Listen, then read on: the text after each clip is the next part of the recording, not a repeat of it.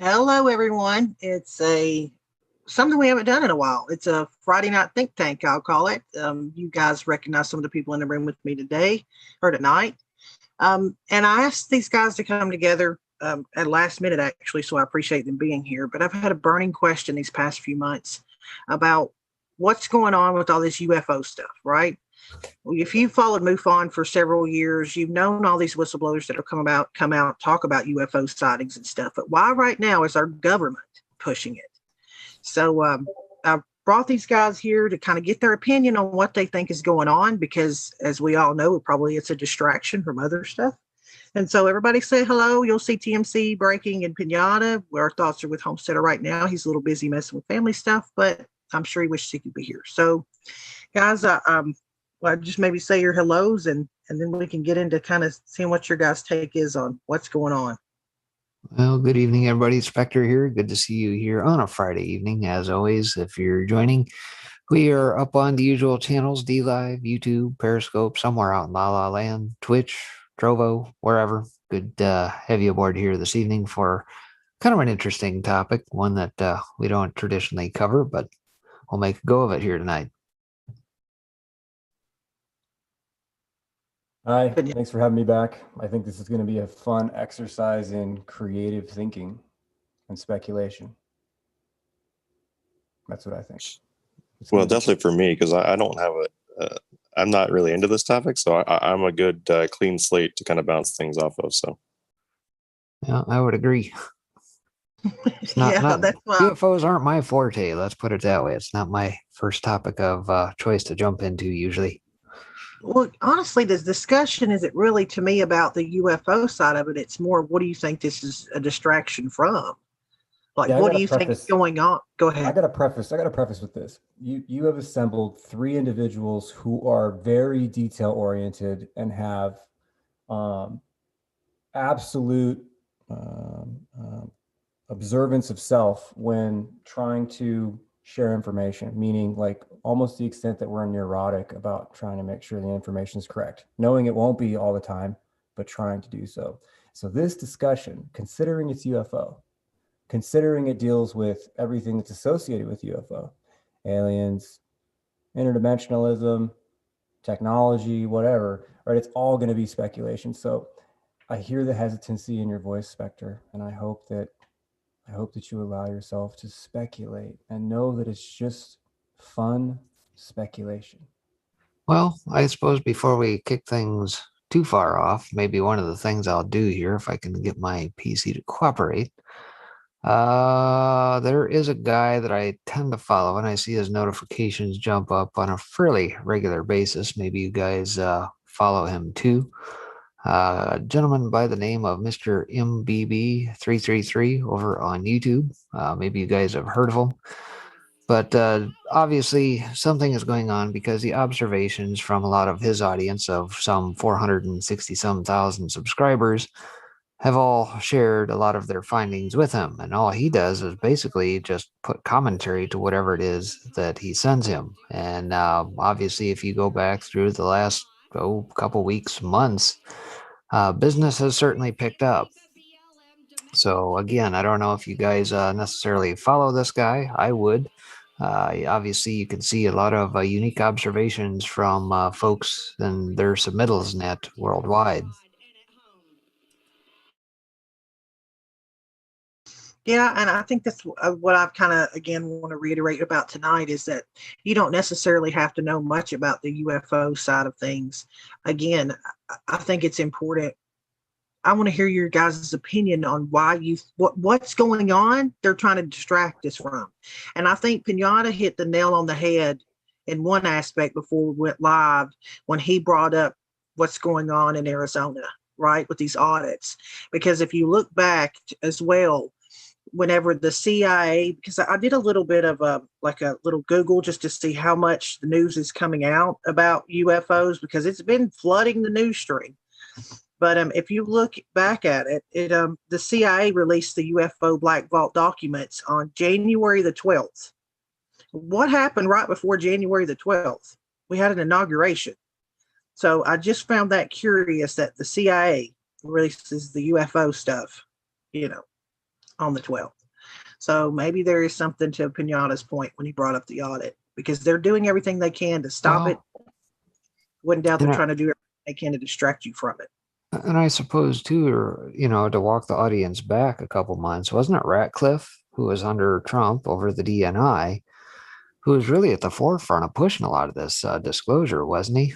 He started talking about that stuff, if I'm not mistaken, maybe, what was it, October, November timeframe last year?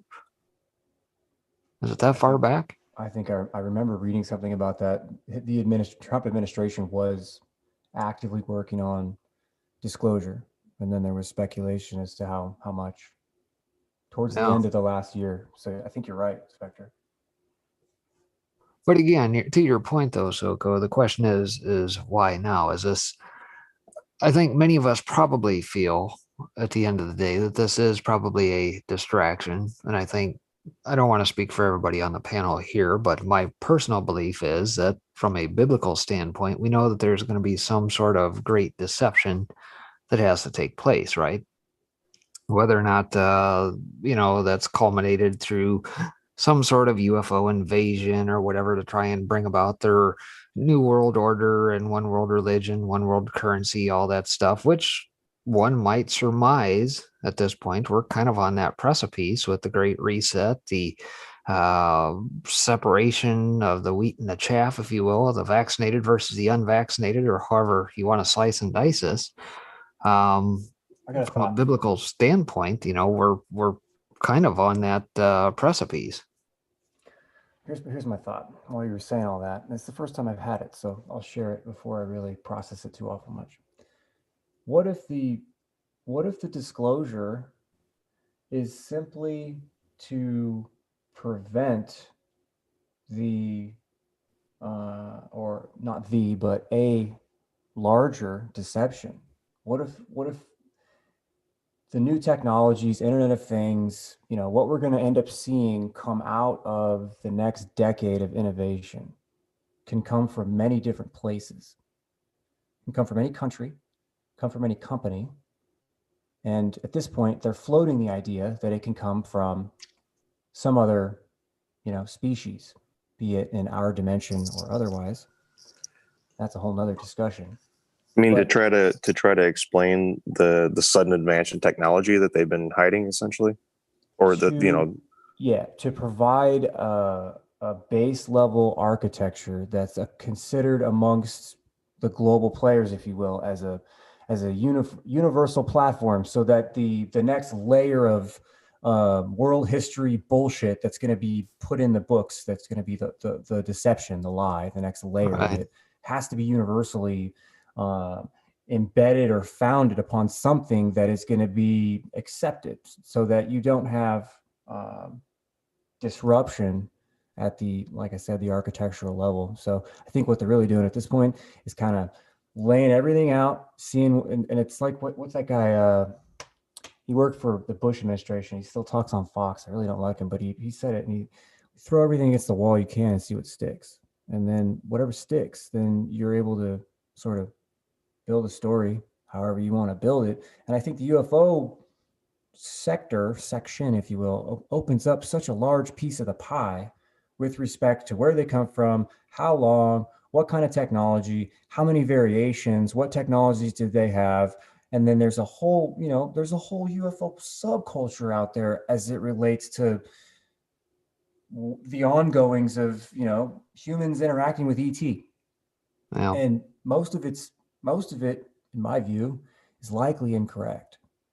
And I guess maybe a question too for you guys is, how many articles have you come across as of late where it makes mention of DARPA? Obviously, if you paid attention to the whole vaccine side of things, it's since been disclosed that DARPA has had their hand in some sort of development of, in my opinion, what has transpired with the vaccines. Just covering a whole bunch of garbage last night on Gates, his ties to all these affiliations, DARPA included.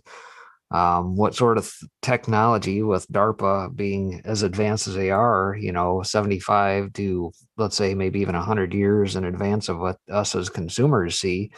What sort of technology could they possibly push that might even be beyond, say, something like Bluebeam? And before that, really quick, CMC, is there a way you can maybe turn your volume up just a little bit? Yeah, People are saying, yeah, I did a little bit. Is that better? Does it yeah, a sound little any bit. different? Yeah, a little bit.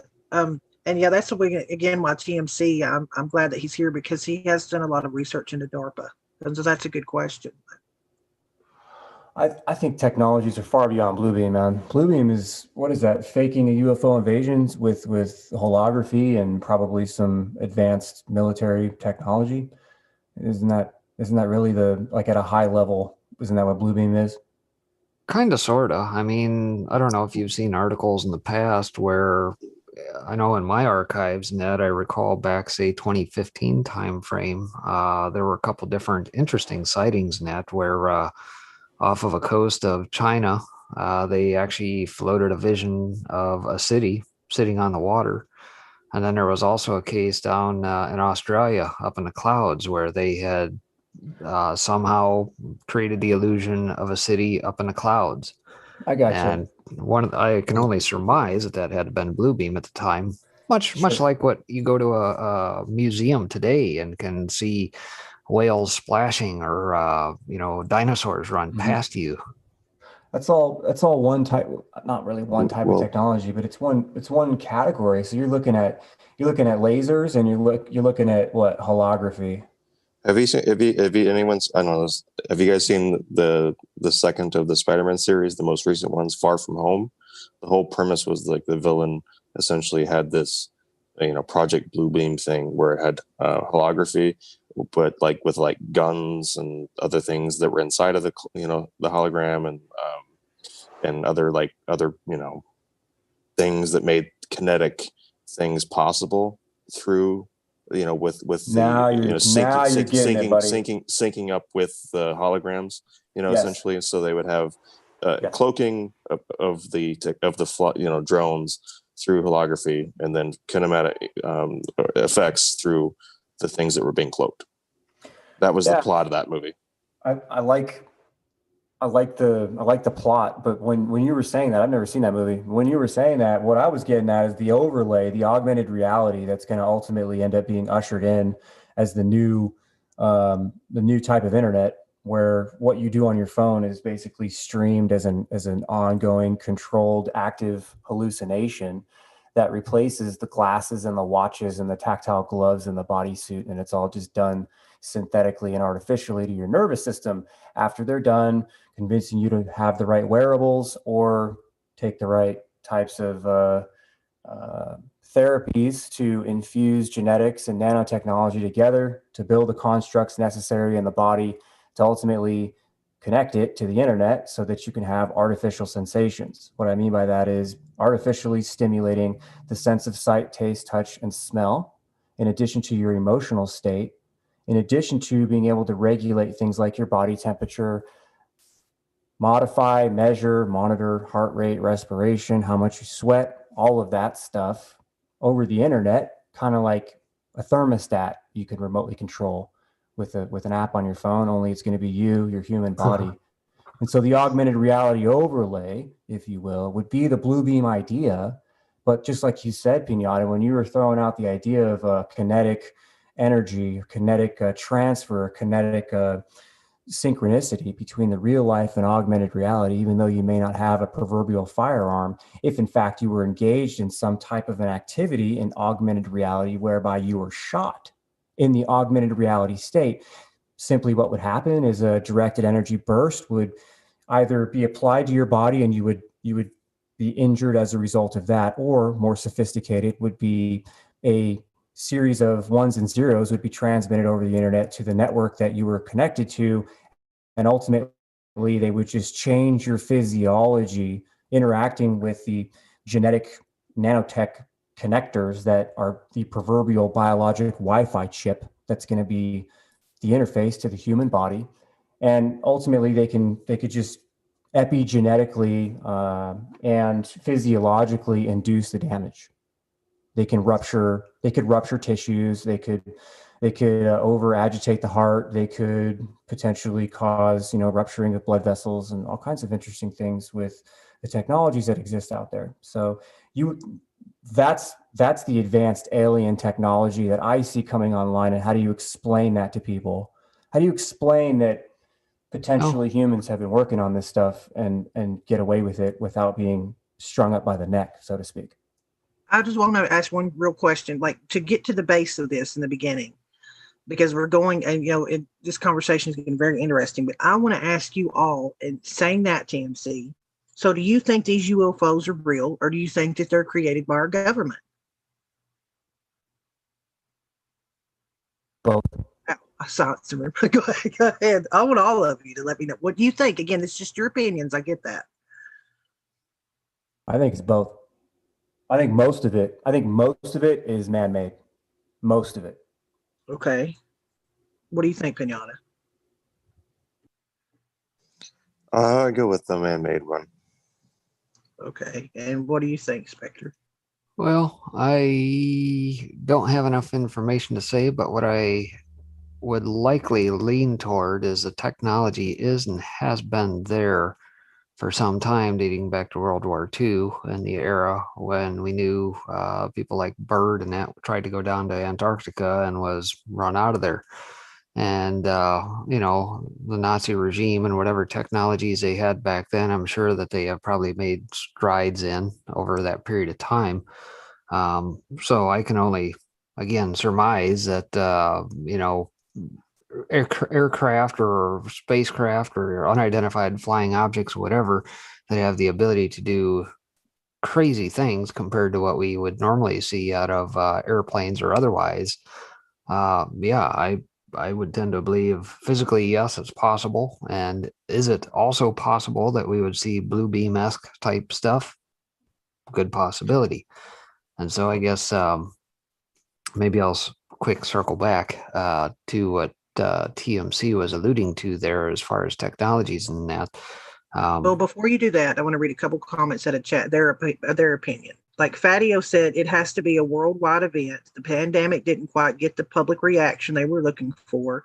They are prepping the public to explain away the rapture, and the UFO is a way to explain the sudden disappearance of millions of people off the face of the earth. So that, again, is like a point like a lot of fake Christians would make that, because there's a lot of stuff, if you look on YouTube as well, about all the signs and, revelations and stuff like that. And I wanted to say, Robin Stillman in YouTube said they are real and they are human, dash us.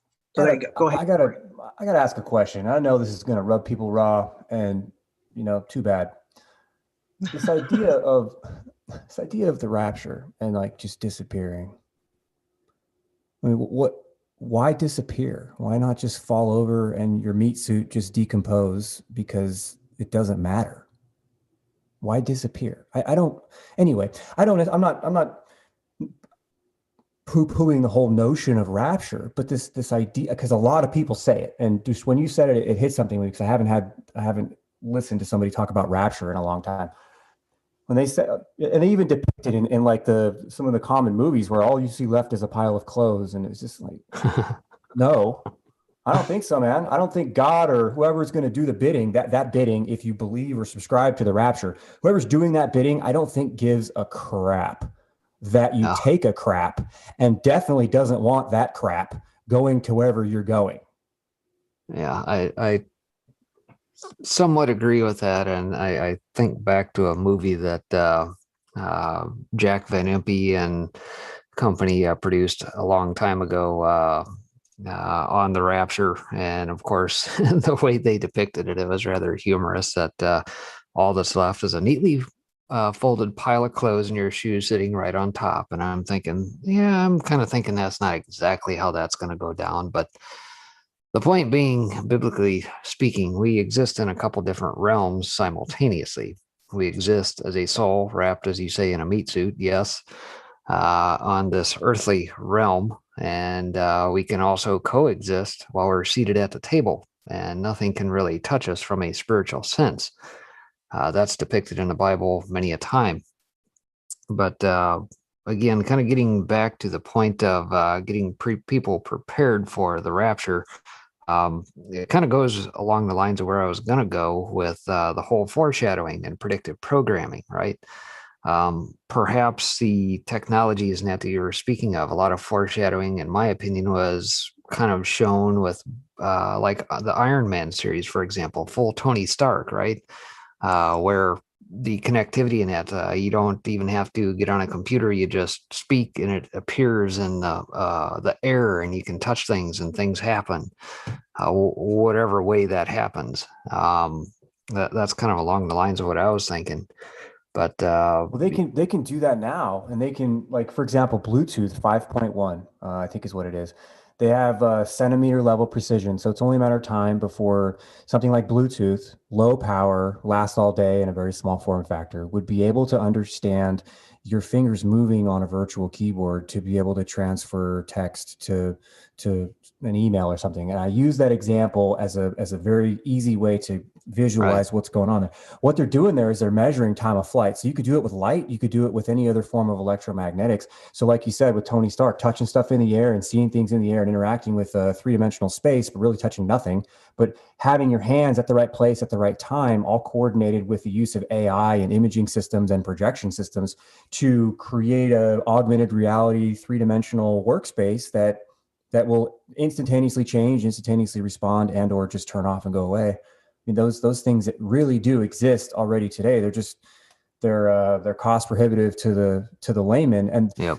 the simple science behind that is constantly measuring where the body is relative to the environment. So in three-dimensional space, actually four-dimensional space, because time is absolutely relevant when you're dealing with interacting in a augmented reality or virtual reality three-dimensional environment, kind of like an Xbox Connect kind of thing, where it's just measuring your body and you do stuff and you play a video game.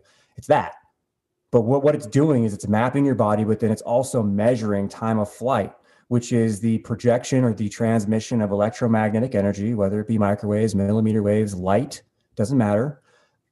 Send it out, read what comes back, like a radar, like a cop using a radar.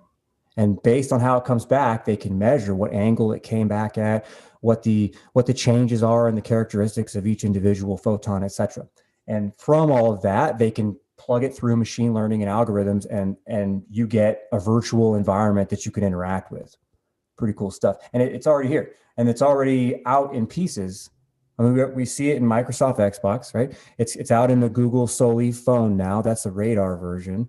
Light version, where they're doing use a camera to use facial recognition or gesture recognition, is really the term if you want to search up this kind of technology. Look up gesture recognition, and you can look it up with gesture recognition using a camera, gesture recognition using electromagnetic waves. Typically, that would be listed in patents as radar. But then you also have the use of lasers, and they do it now with the phones, with the iPhones or the Pixels or whatever. They have laser projection systems so that the augmented reality games and the augmented reality apps that exist out there are able to do things accurately, like set Pokemon on top of a table or a couch, or allow you to measure the square footage or your baseboards. It does that using a laser level, basically, laser pointers in the infrared band that go out and understand and map in three-dimensional time and space.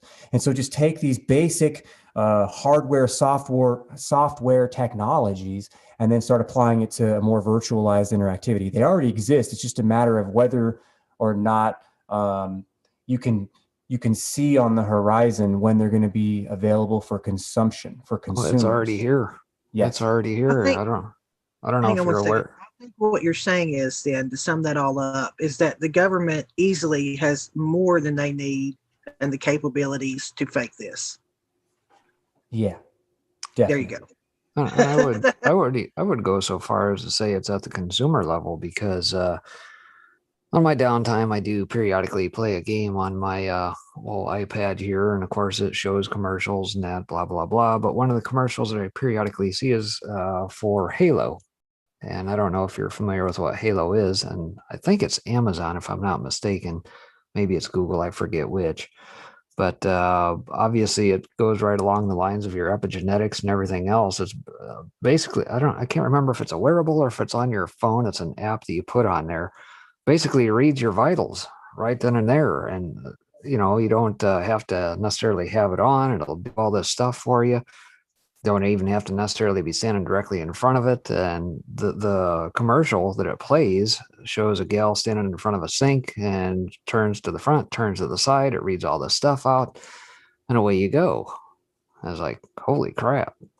Well, I think that brings in Pinata's point, though. Like, if you pay attention to what the movies are doing or these games are doing, like you look at the latest Resident Evil 8, basically some kind of super mold goes in and infects all these characters and turns them into monsters / aliens, if you will. And, you know, and the main character is infected by it too. Or look at, you know, all the movies that they've done. The one with Tom Cruise where that had things that look like big mechanical spiders run around and fed off people's blood. I mean, you know, whatever, World War Z. You know, War of the Worlds. Yeah, like and if you know about predictive programming, and they've talked about it out there in chat, then that does not shock me in the slightest that you'll see the amping up of all these like quote alien movies, you know, or these I don't know. So that like to your point and like what you just said, breaking about the game that you play, and probably TMC can relate as well, is that they'll kind of slowly feed the public this stuff. Well, and somebody said something. It was Robin Stillman said, my grandpa's career in the naval officer after World War II worked with von Braun on the V2s and other tech. He told me when I was a child, when they tell you there is an alien invasion, and they will in your lifetime, don't be afraid the UFOs are us. So that kind of goes back to what TMC was saying, but we have more than the technology to fake it all. Here's a thought. We've seen, you know, what we know is nothing like what they actually have. What they released their technologies to us, 30, 40 years later. Yeah. They'll give us something like LED lights. Sorry, go ahead.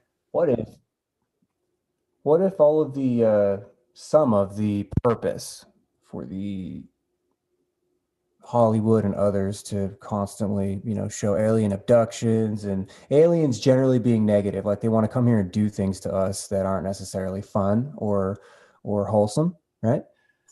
And if the species general perception, if it was to be measured, generally speaking, if it was to be measured, and if it's bad, or if it's fear, or if it's anger, or if it's hostility, or if it's just unknown, and if you look and evaluate human behavior and how humans typically in general respond to things they don't know about, what would the purpose be for priming a particular perception about any and perhaps all other species of life that have the same level of intelligence we do or better?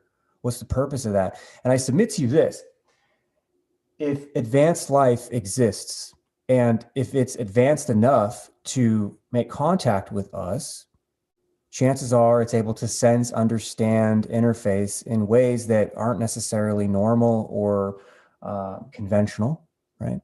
What we would understand as like talking or singing or dancing or writing or those types of things, communication, right?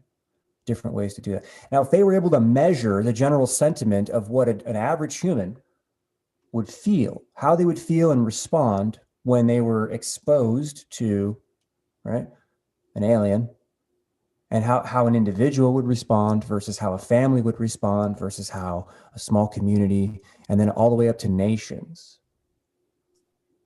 And I encourage you to go through this thought exercise, because it really, if you go through the thought exercise, it should take you through making decisions and then making hard decisions, knowing that the higher you go in the thought process, when you get up to the reactions of nations, if an alien species were to make themselves known publicly, all of a sudden, the reaction of a single individual or a single family or a small community, it doesn't matter anymore. Even if those reactions would be good ones and welcoming ones, hopeful in partnership, hopeful in communion, all of that, it wouldn't matter if the measurement of the reaction of nations is absolute, utter hostility.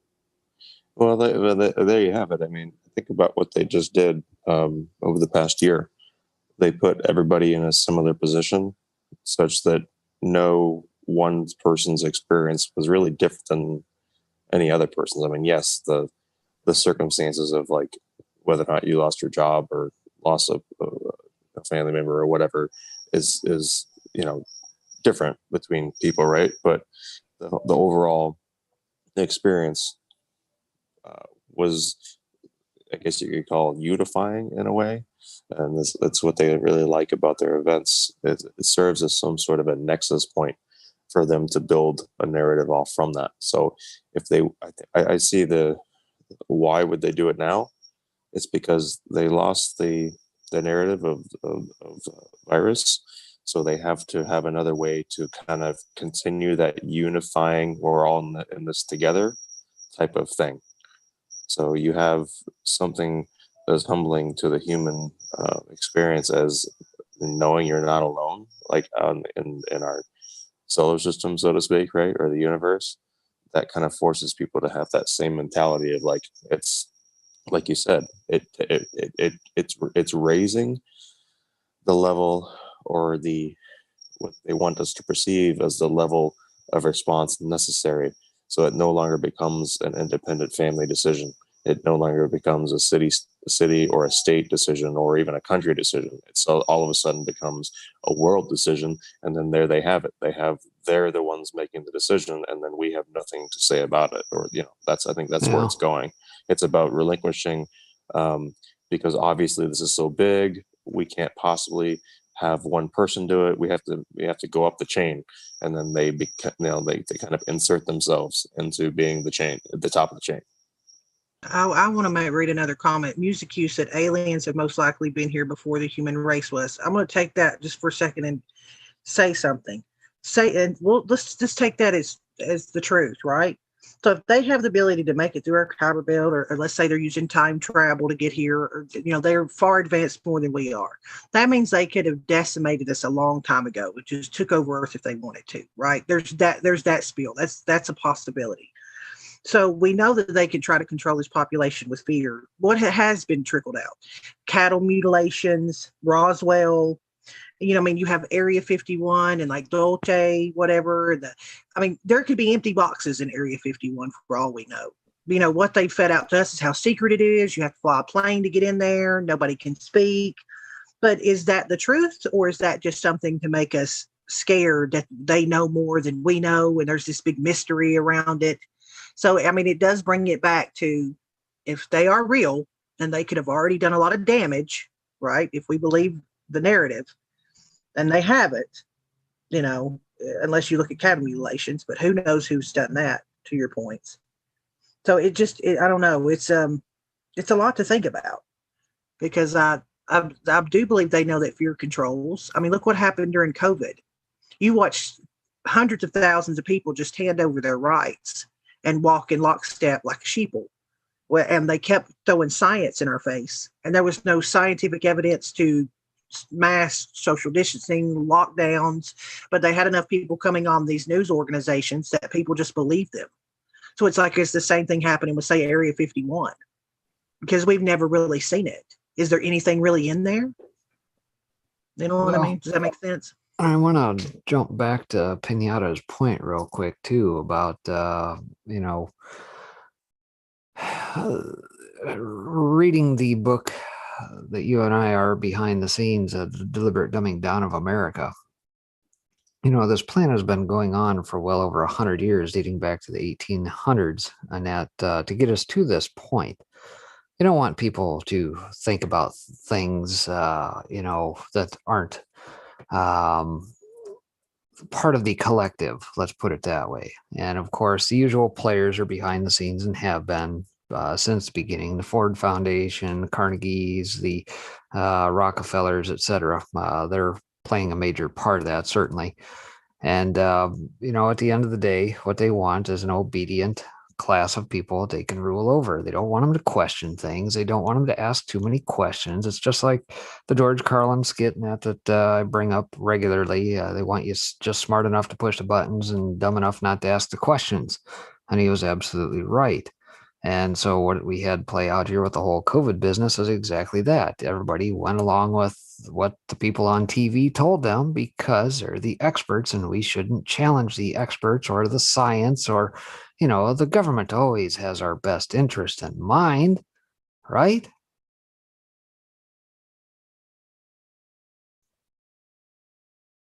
That wasn't a mic drop moment. Sorry. Well, it was one, so we left it, let it had its moment. Yeah.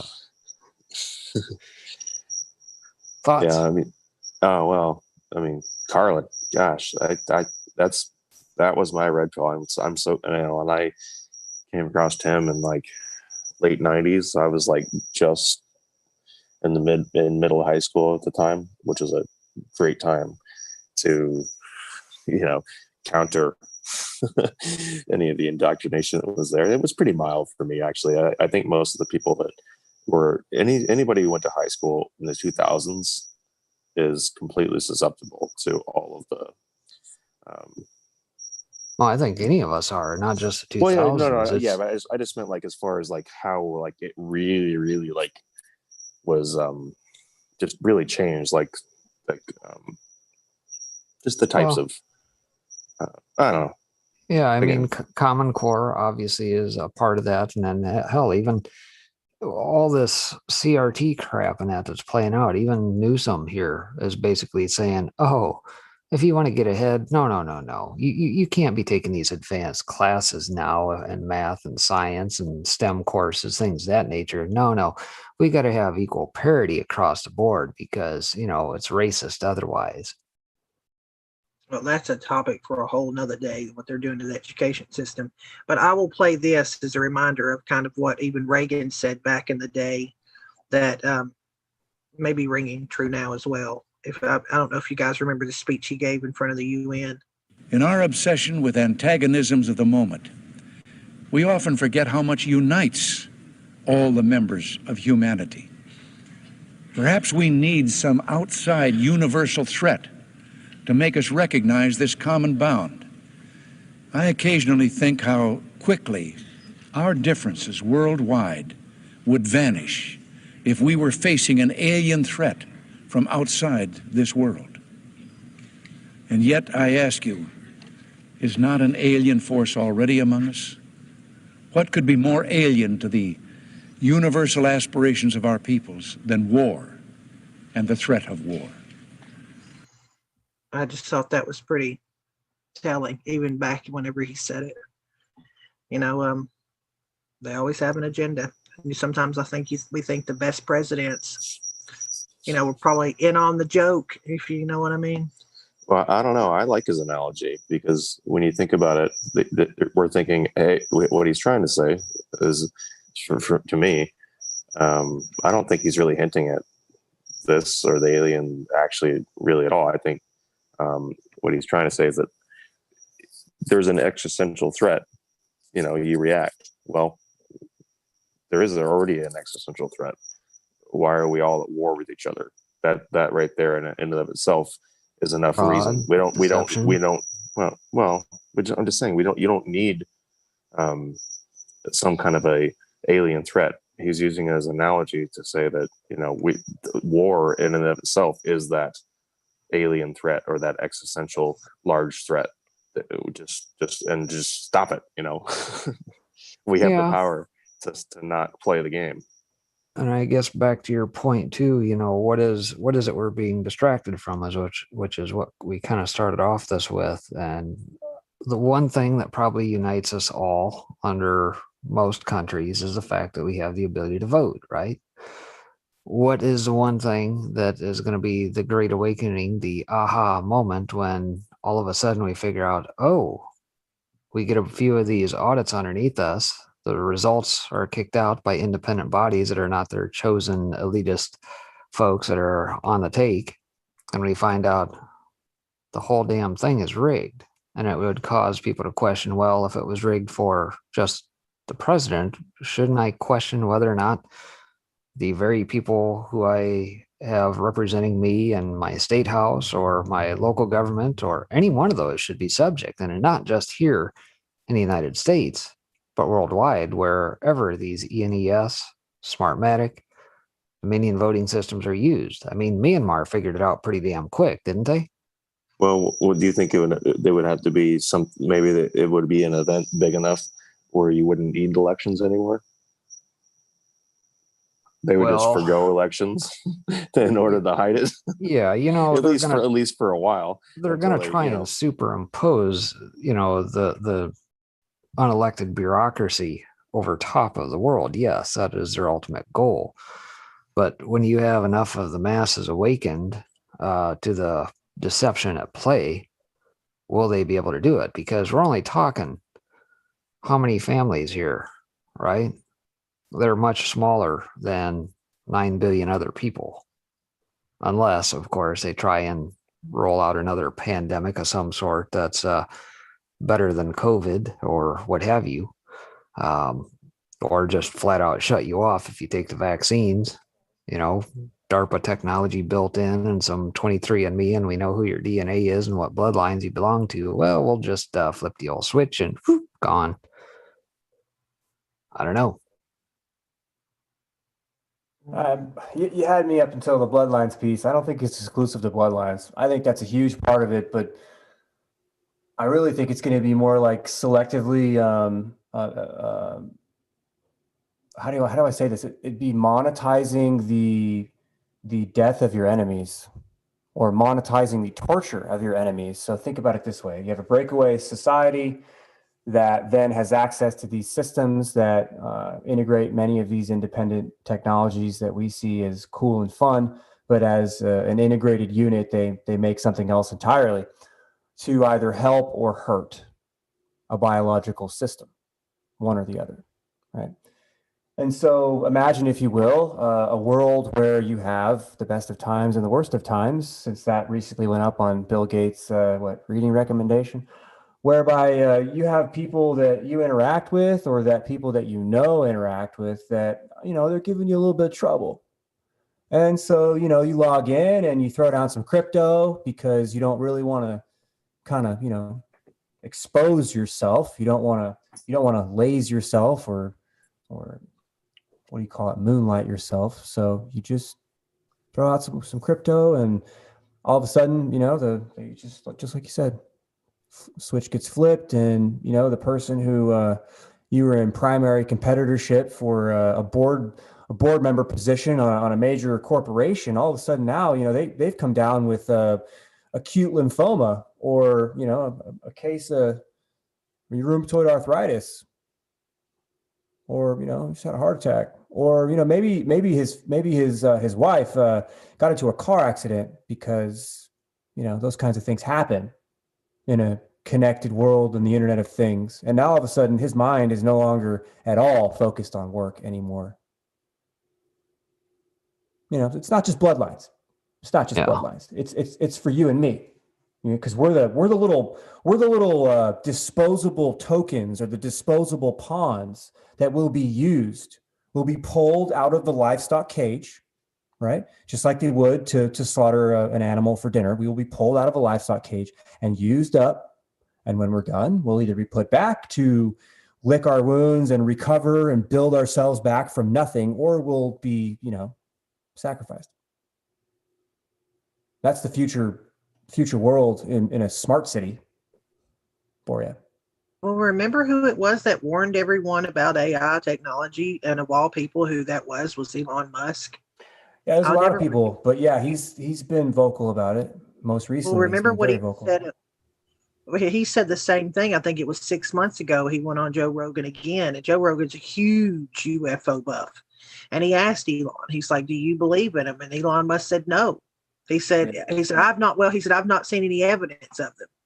And if you think someone, whether you believe even the space launches are fake or whatever, someone that's looking up at the sky, or you listen to someone that talks about space all the time, you have Elon Musk that would only benefit if he said yes, or there's something going on. I disagree. I think he would lose. Do you think Do you Elon? think Do you think Good. Elon is Tell me why capable you think. You think he's capable of lying? Of course, but but see, that comes back from his warning about AI, and he had everything to lose. You're not, man. If you lie, it doesn't mean that you lie 100% of the time. You might only lie 1% of the time, but you still lie. So he might be telling the truth sometimes. He might be lying others. That's the beauty of not lying all the time. So when you do lie, people are like, "Oh, it must be the truth." Look at Dogecoin. Dogecoin, whatever the hell that is. That was a beautiful way to crowdfund. All he did was crowdfund a giant satellite. He venture capitaled a giant satellite with some other company using his reputation. So now he gets the benefit of having that satellite network with his stuff and whatever technologies are associated and the launch and the partnerships and the blah, blah, blah, blah, all because he said, Dogecoin, go. And all the sheep followed. Exclamation point. That's a good point. So that's why it's all just a game, man. And so I say all that for this purpose. If there are aliens and Elon does know, he lied because he was told, shut the fuck up. Just like 5G. Why would a guy in the same podcast, no less, why would a guy come out and say there's absolutely nothing harmful about any other radiation that comes out of a cell phone? Why would he say that? Why? Because he owns the largest network of satellites that are going to beam down 5G and other stuff all over the planet. So naturally, regardless of how he feels personally, and regardless of how he directs and instructs those that he loves and is closest to him, as it relates to their use of technology and what they're around and exposed to, none of us are those people. None. So he don't give a shit. He'll say what he needs to say to stay in his position, to continue to grow as an individual and to position himself as a monolith going forward, to become timeless. I looked at a chart the other day, and it was a graphic of wealth. It was a way to quantify wealth. And at the top of this chart was legacy. When you have so much money, but there's nothing else you can do with it, what you build is your legacy. And that's really what this dude's after at this point. He's already in the right position. He's got the first major electric autonomous vehicle globally, right? He's got the largest satellite network that has the hardware components on it, and they're being upgraded as new launches go up. The new hardware platforms are designed specifically to be upgraded with software for a long, long time, longer than what their physical hardware life expectancy is supposed to be up in space. So they're taking the old satellite systems that are forwards and backwards compatible. Some are, some aren't, right? And they're all unique, proprietary. Only this company's software works on it. And they're putting up satellites that are modular. They're putting up satellites that are plug and play. And the hardware that's going up is going to be run and governed by software. So the upgrades will be done over the internet, not necessarily launching, new parts and pieces, new boards to go on, albeit sometimes that may have to happen with the older stuff. Depends on the expense and what's running on it and all that other stuff. That's all network management problems. Having said all that, this guy has Neuralink in addition to this. So we have connected car, AI, automation. We've got a satellite network that's going to provide wireless 5G, preferably to every device in the world. And you have giant amounts of research and funding going into brain computer interface that will then tie into the car and or any other vehicle, whether it be boat, train, plane, spaceship, doesn't matter, right? Tying into a neural interface, all run through a wireless network that then has command and control infrastructure from satellite system up in space. And you cross-reference that with what DARPA is working on, something like a blackjack program, where they're launching up 6 or so, 10 or so satellites. This is just what they're disclosing, and under a blackjack program, so that these satellites can then make and pair connections with any other satellite up there in space and run up there, building their own satellite constellation networks, taking over the systems on the satellites, etc. Right? DARPA, blackjack program, and what they call a pit boss inside of these satellites. A pit boss in a DARPA blackjack satellite is able to run at a minimum. Their initial standard is 21 days with lights out, with no power, no comms, no nothing. Run internet traffic, whatever that looks like for the military or for the government, for 21 days in a completely blown out environment. Solar flare, nuclear bomb, economic crash, military catastrophe, whatever. You have a satellite system. It's Skynet. really is what it is. And so Elon, this long ass monologue is for this. Elon has already been picked. He was picked a long time ago, picked to be this person, to have this fusion of all of these different technologies kind of under the same house. And so that dude is going to lie about whatever it is he needs to lie about, to the point that it's habitual, in order to maintain his legacy.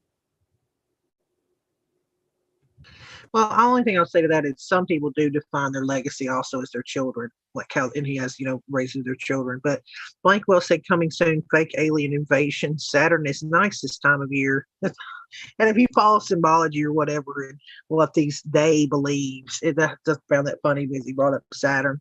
And they do follow the constellations. And that kind of leads me on to, okay, first off, do you all believe this is a distraction from other news, right? All this alien stuff coming out. How many of you believe it's a distraction? I think distraction is one word of a few to describe why they're pushing this narrative now. And I think you might be operating under the assumption that we're actually going to get some completion of disclosure here. This might be the blue balls moment, folks. It might just be. No, I just asked if you think it's a distraction. So, Carrie, what do you think else? You said that's one thing. So what's your other thoughts? What it could be? Oh, I think that it is an opportunity to usher in some really, really cool technology, and also potentially usher in some really aggressive, abstract social engineering. And furthermore, if you really wanted to get really tactical with it, if you could measure the metrics of like pulling off a fake alien contact, what happens if that alien contact resulted in a massive 90% bioweapon release that they correlated with alien contact, that, some foreign thing that the human race has no immune system for came out of this alien contact, even though it's fake as hell, and bioweapon release, lights out, 90% of the population, game over. Well, that does kind of bring up that comment I read earlier about, COVID didn't do what they wanted it to do. They didn't bring the fear, I guess, into control that they wanted it to. So I think the story is still being told on COVID. It's morphing, it's nebulous, and that the disease, as it were, is only one side of it. And again, the reason I say that is obviously having seen the S1 SEC submission by Moderna back in 2018 for what they put out for gene therapy. How did they know before 2018 that they were going to need a vaccine for something 2 years down the line? Think about that. Yeah. So the devil's in the details here. The pandemic was just one side of things to get the populace in lockstep on how far they could take their tyrannical control through mask lockdowns, you name it. Then the vaccine itself, that's a whole nother ball of wax that's still yet to unfold. Yeah, I think TMZ's idea there, or like what they could do with it, is fully plausible. As far as how they would try to sell it, it just depends on how far they push the whole UFO thing.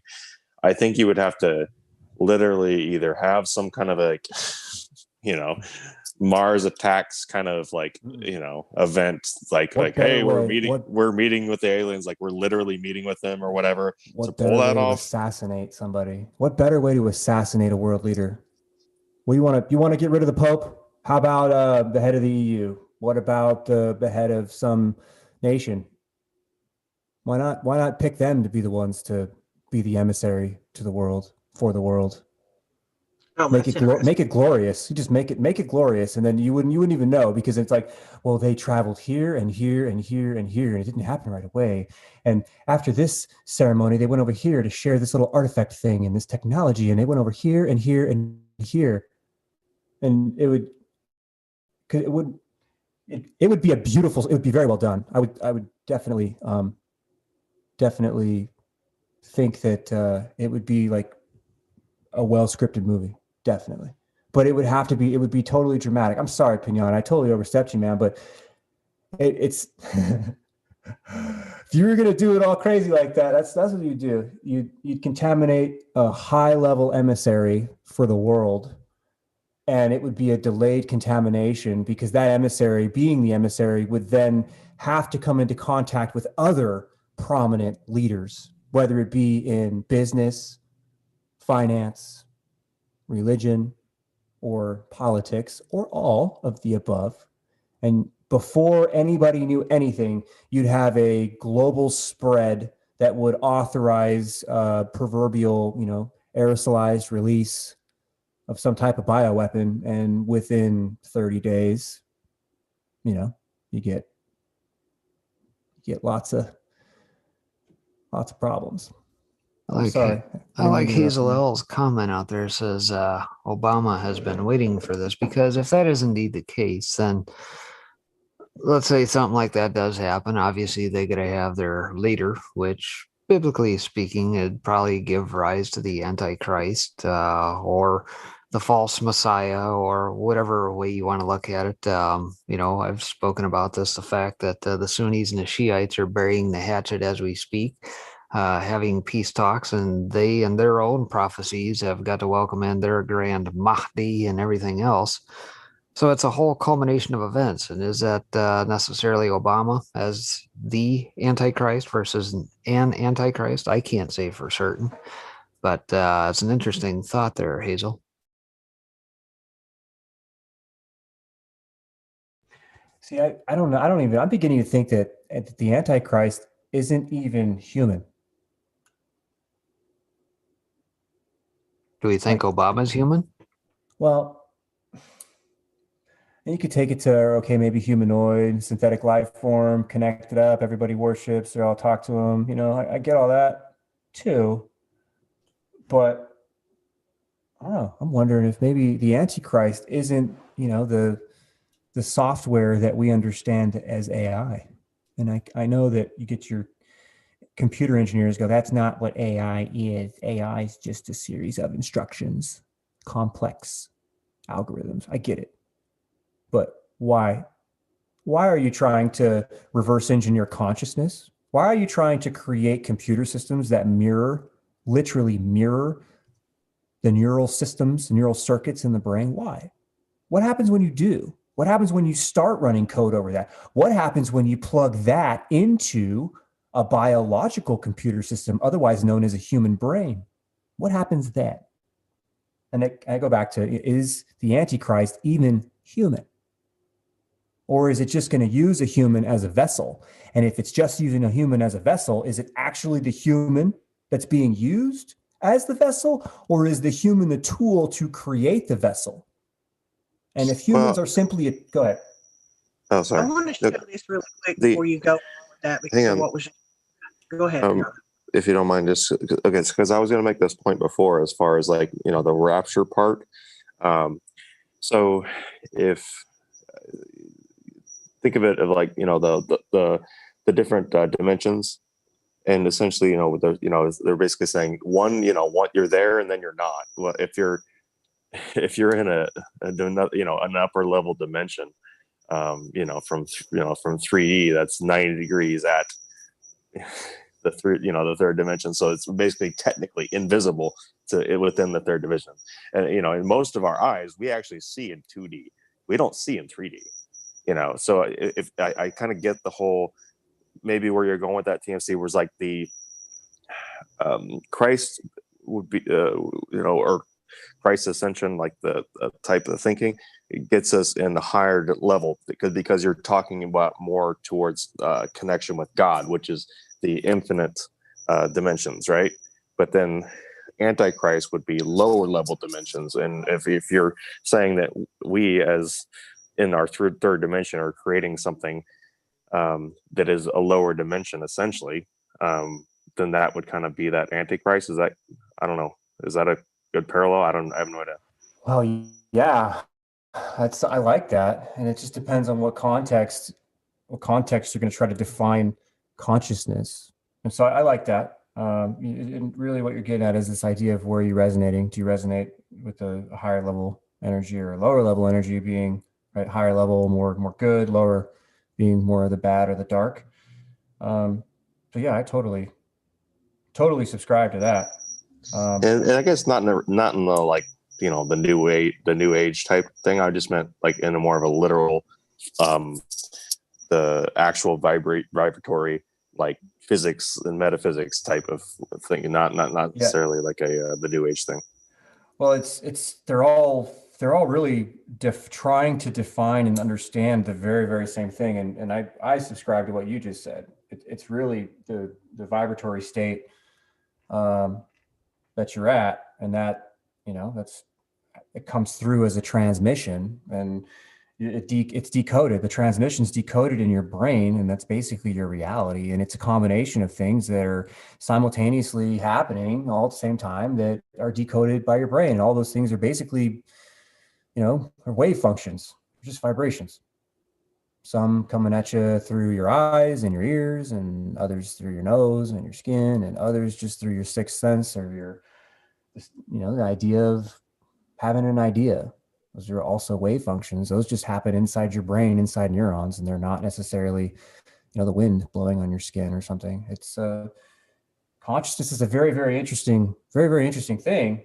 And so, yeah, Antichrist to me is very much that. It's this resonance, and it's way more complicated than that. But when you can, if you could manually regulate a human's vibratory state, meaning, right? Can you regulate their physiological state? Can you regulate their emotions? Can you regulate their movements? Can you regulate their thoughts? Can you regulate their heartbeats and all of that? And the more you can, the more you can forcibly keep them in a resonance, higher level resonance or a lower level resonance. So maybe perhaps the mark is simply not being able to resonate with God because you have been permanently altered. And if we're talking about genetic alteration and this idea of the various genetic sciences of communicating with biology after genetic modification, optogenetics, chemogenetics, mechanogenetics, magnetogenetics, sonogenetics, electrogenetics, on and on and on and on, thermogenetics. All of these sciences deal with genetically modifying an organism such that they can then be communicated with either one way or two way, simplex or duplex. And what they do is they go in and genetically modify cells that communicate with the surrounding environment, whether they be with other cells, organ systems, whatever. And they go in and they genetically modify those things so that they're responsive, sensitive to energy, vibration, wave state changes, whether the energy is sound, light, heat, microwaves, millimeter waves, magnetic fields, you name it.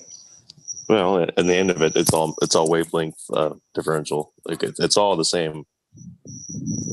I'm going to show y'all something that I actually found last night, which is kind of crazy that Obama was brought up. So that's why I was trying to interject and play this little clip that I found last night, which is something that Paul Mooney said on a morning show. He wasn't kidding. You could tell. I mean, this is the first time he's kind of talked like this, but I'll let you guys listen to what he says about Obama. Don't we all? Yeah. But he looks better. You understand? I understand. And you have to realize that there's more than one Obama. Okay. They're clones. Ah, all right. Well, it would take a lot to do a lot of that. No, and you think I'm kidding you. I'm serious. Okay. You when you see the clone can sing and dance. Yeah. The real Obama, the other one don't have no rhythm? Obama, he can't sing or he can't dance. No, it's true. And whenever you see his wife with the clone, she is like on a bad date. She's very standoff. Her inner kids. She doesn't like them. But the real Obama, they're always hugging him and close to him, kissing him, brushing the dandruff off, because he has dandruff. He really does. That's why I did that commercial for whatever that shampoo was. No, but seriously. You need help. No, but it's true. I know. But you think I'm kidding. Watch them, okay? Even the little dog, the real Obama, the little dog's all up in their face. But the clone, should not be laughing at our president. The little dog is barking at the clone all the time. Paul Mooney. So there you go. I thought that was pretty interesting. I literally found that last night. Yeah, So it's no surprise that these guys clone us. The technology's been there. I mean, dear God, go back and watch back in, what was it, 2016 when Hillary had her bout on 9/11 and they threw her like a sack of beef into the old van there, and then 20 minutes later she pops out of her daughter's apartment building, and this woman was 30 years younger and 40 pounds lighter, as if nothing happened. Please give me a break. Well, that one I think was a known lookalike, if I recall. I don't know. I'm not. I don't think I buy into the whole like the people like have like literal clones. I think body doubles, like maybe, but I don't know. I'm not. Because I tend to I bought into some of the stuff, and I'm sure some of the people on this panel are still adamant about about certain things. About, let's just say, for instance, like a 9/11 event. Where they're like, oh, there is definitely, again, let me rephrase that. I'm not speaking for anyone on the panel. I don't know your views on this, so I'm not gonna presuppose anything like that. I'm just saying there's a lot of stuff that's injected into different types of conspiracy movements. 9/11 was not exempt from that. QAnon was not exempt from that.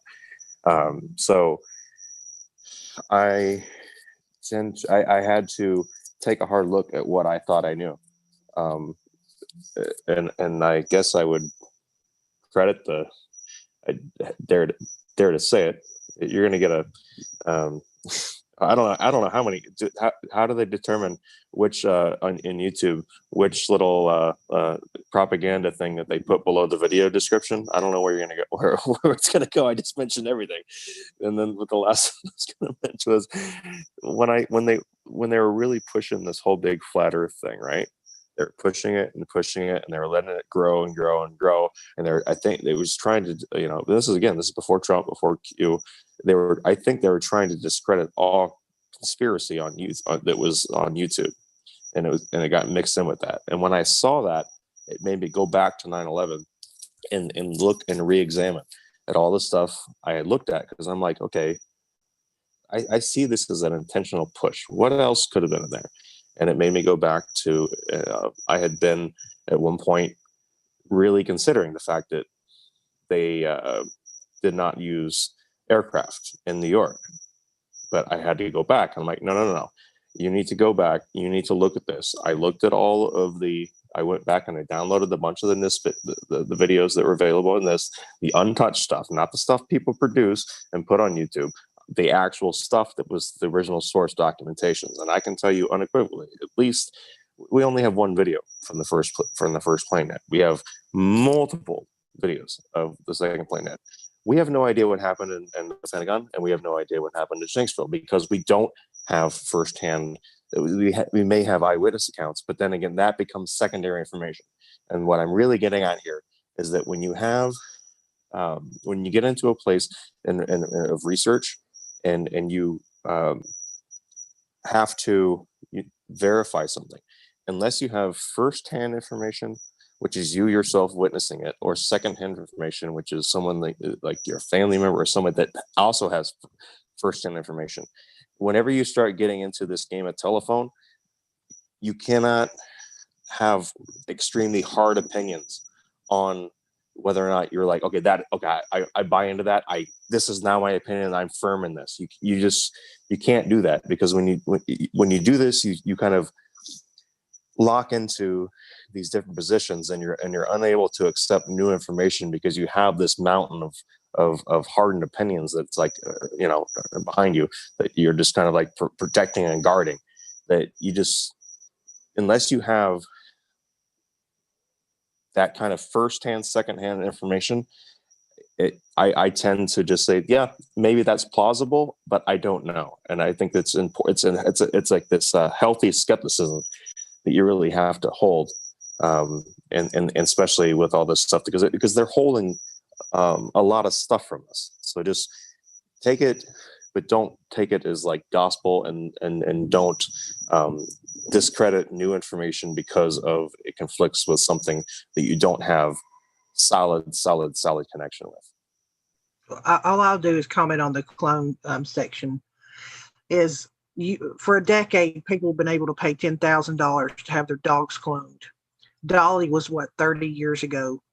And if you don't believe these people are narcissistic to feel like they would want to clone of themselves, these are some of the most self-absorbed and selfish people we know. And if you know that you're saying yourself, they retain their information or their technology from us, us little sheeple, us little peons, and they could do it with Dolly. The Japanese, they came out a few years ago talking about how they could clone monkeys, which is the closest to our genetics, they say.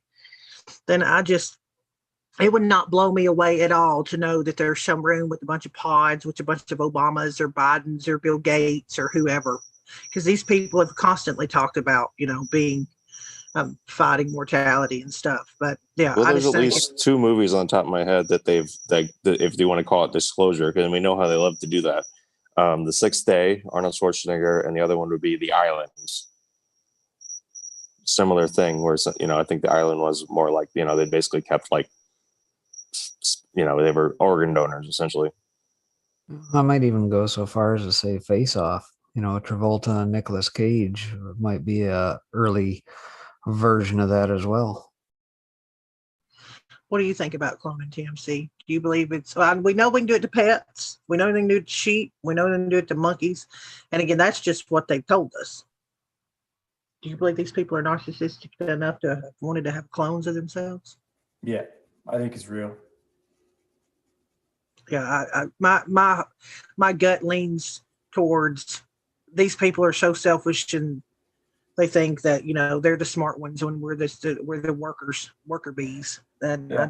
How the clones are used and the level of sophistication, that to me is what's debatable. But whether or not they can and whether or not they have cloned humans and worked on accelerated growth so they can get an adult looking, a physically mature clone faster, yeah, I'm sure all of that's absolutely possible, and I'm sure they're well along in all of that science. This kind of stuff. Going back to the whole theme of the show, right? The alien disclosure, if you will, alien phenomena. If they're going to come out with this kind of stuff, if it's impossible at some point, if it's impossible to explain away some of this theater that we're seeing globally, because everything is so connected, if it's impossible to do that, then they're screwed. So if you have an overarching umbrella like alien technology or suppressed technology that was developed as a result of some other alien technology, you know what I mean, where they can parlay it a little bit, I really think they need to have that in their bag, because something at some point is gonna be so damning that it's gonna throw the whole system to the ground. And I really think that that's what they're trying to prevent. Trying to create an environment where they can induce fear or shock and awe in such a way that they can wiggle around whatever friction points are on our horizon. And when I say friction points, I am being as nice and gentle as I possibly can. Because I think the species is about to realize that we were plunged off of a cliff very, very soon, but we were pushed a long, long time ago.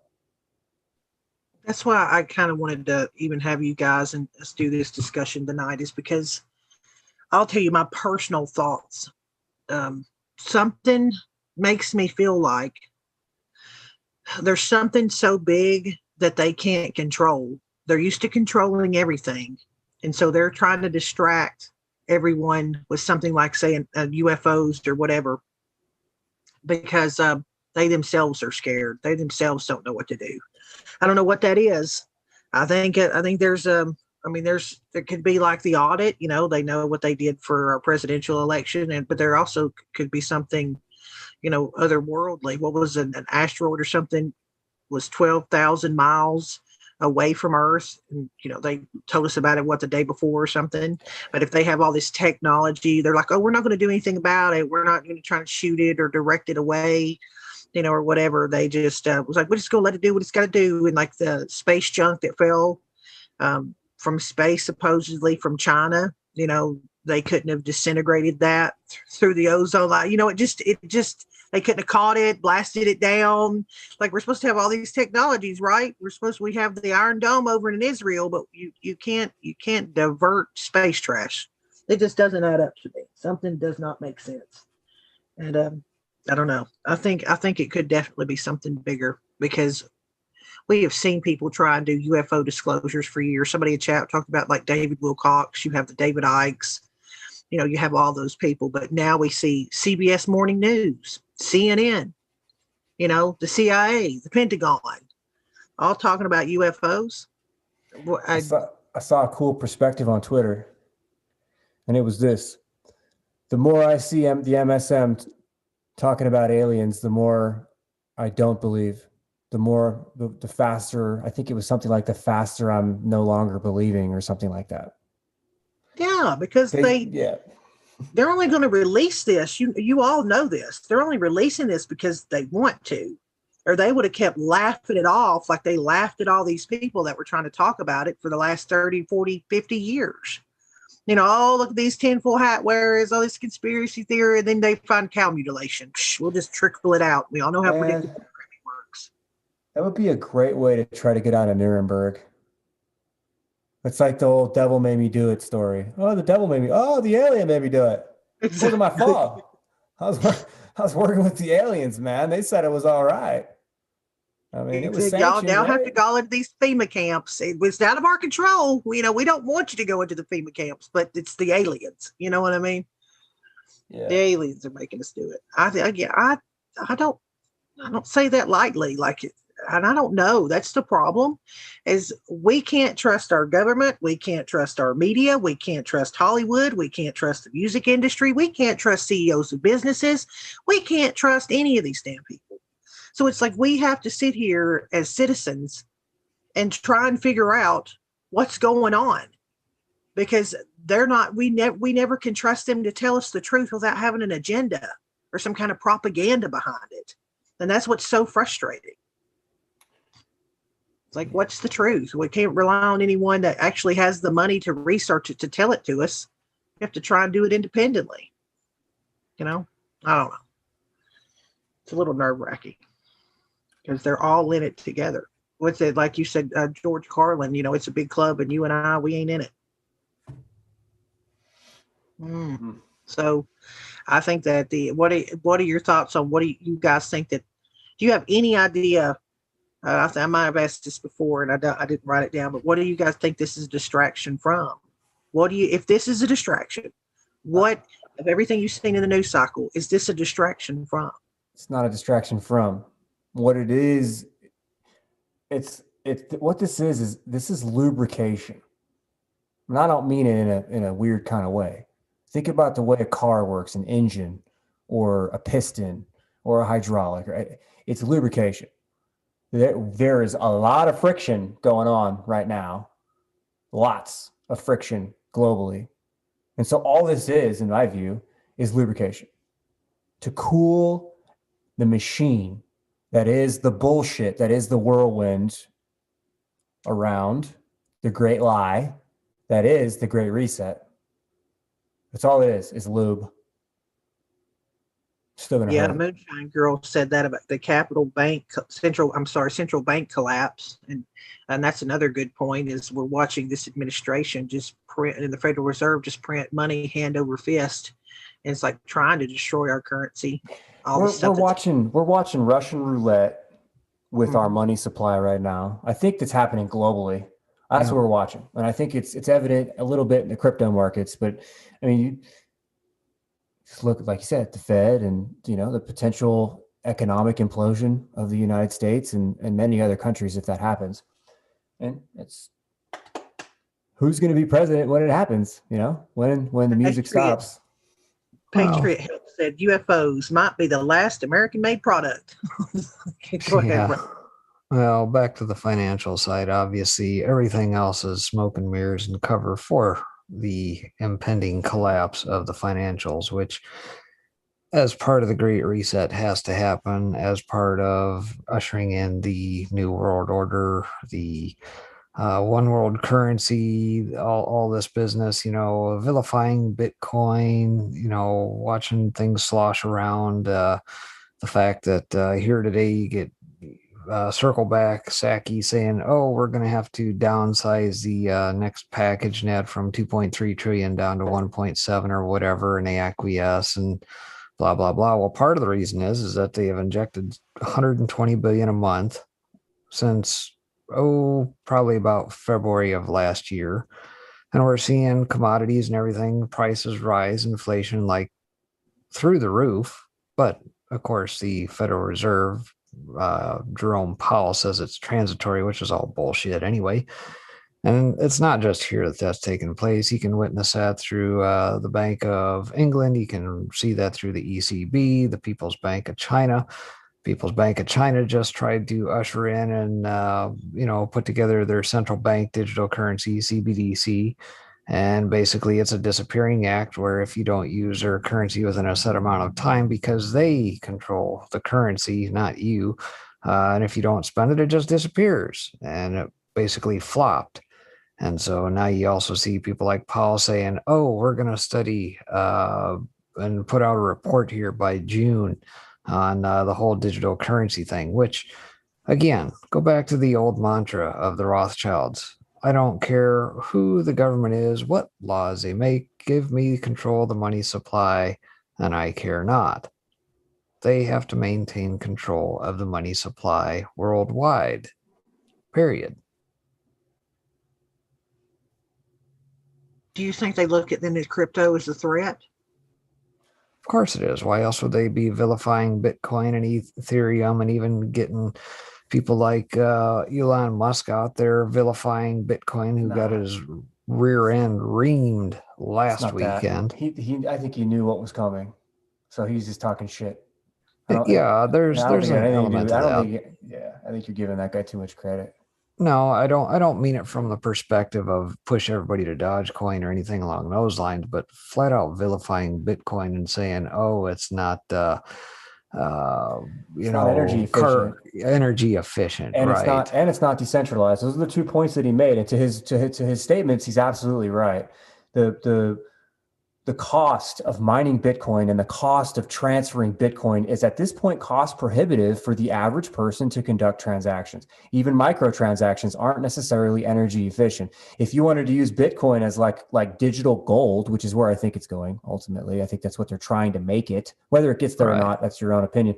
Fine, they can do all that. But he's absolutely right. When China had one of their major power plants shut down, 30% of the mining capacity or the current mining of proof of hashes and all that crap with Bitcoin went down when that power plant in China went down, and Bitcoin crashed. So they say that was the reason. Right. And so to his point, he's right. For a cryptocurrency to function in society, there has to be some stability there for the lay person, the common person, to conduct transactions free or very, very cheaply, where kind of like what we do now, you don't pay to use your ATM card or your Visa card. The merchant might pay a percentage, but you don't. And none of that's really been worked out. And so this whole thing with the Fed doing assessments, talking this and that about crypto, really what I think that is a central bank, being a powerful one, the United States, one of the main three entities that really function and draw a broad sword, so to speak, are going to provide a report on crypto, which to me, at a high level, without really reading the report, I'm assuming it's going to be what are the core functionalities needed to have a crypto architecture out there? How can we regulate it? How do we track it? How do we timestamp it? How do we monetize it? And then everything that's going to be allowed to be run through cryptos, they're going to attempt to funnel through these common architectural systems. And that's where companies like Google, Facebook, Twitter all get to come into play because they have the infrastructure at that point to very cheaply and very efficiently distribute all of the ledgers and all of everything that's needed to run a command and control central bank style crypto market. And they'll just call it digital currency. So what they're saying is crypto, they want to, I think, transform into digital currency. And so what will end up happening is I think you're going to get crypto markets that are going to be outside of digital currency, what is going to be considered the new form of central banking. Right? And then you'll have digital currency, central banking, even though we're totally digressing off topic of the show, but that financial transition has to happen. There's no way to wipe out all the debt and keep fiat unless you transform fiat into crypto and then have a base standard that can then be directly tied to some physical, tangible commodity, something like gold, could be whatever, and then run your fiat cryptos, your fiat digital currencies out of that. And that's where I think all of this is really going with the Fed. They're gonna provide some type of a study that lays out a roadmap, one that they're going to disclose publicly, and obviously the few different routes they're going to officially endorse behind closed doors. And how does the government integrate with all that? And how does this fuse into the Internet of Things and metering? And what does metering mean? Metering means I have one unit somewhere and I have 10 companies that use this unit. And the reason 10 companies use this unit is because consumers in this city have a choice between what provider that they want. And it could be any of the 10 providers, 1, 2, 3, 4, all the way up to 10. Any one of them could be the provider, but they're going to use the same unit. So when they get their turn to use whatever the unit is in the economy, in the Internet of Things, the future market, when it's their turn to use that thing, whoever they have a subscription with, they're the ones that will get paid. How do you do that? How do you have a bicycle for rent that's locked up automatically and 10 bicycle companies that ultimately have access to rent out that bicycle, coordinate that so you don't have double bookings, and then whoever does rent the bike, the company who they chose to rent it through gets paid? You know, they've already tried that, right? And it failed miserably because half the time the bikes didn't get returned or they got stolen. Yeah, well, that's all different now when you can tag everything.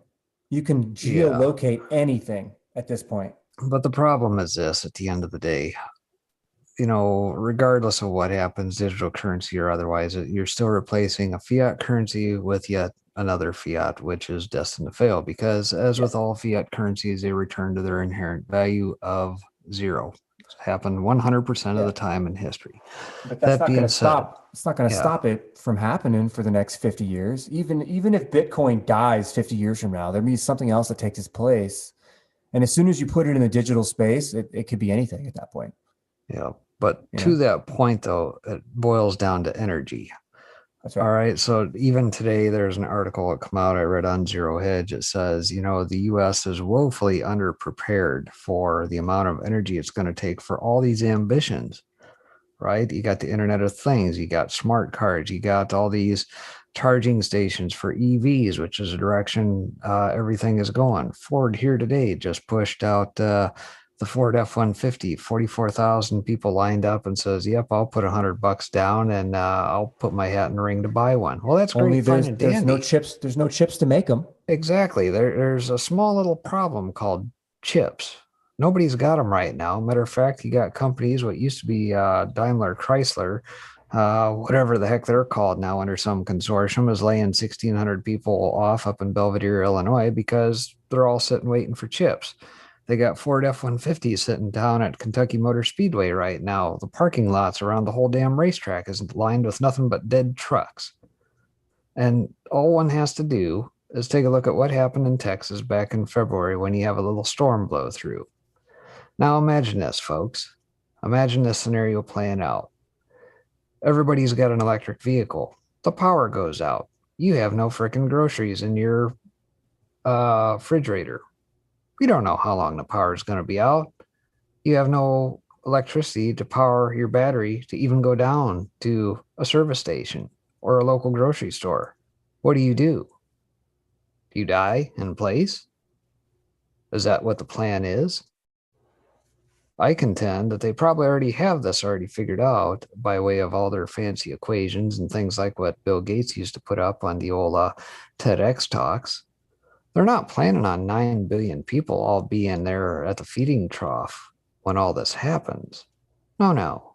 Remember what is carved in the old Georgia Guidestones? 500 million in parity.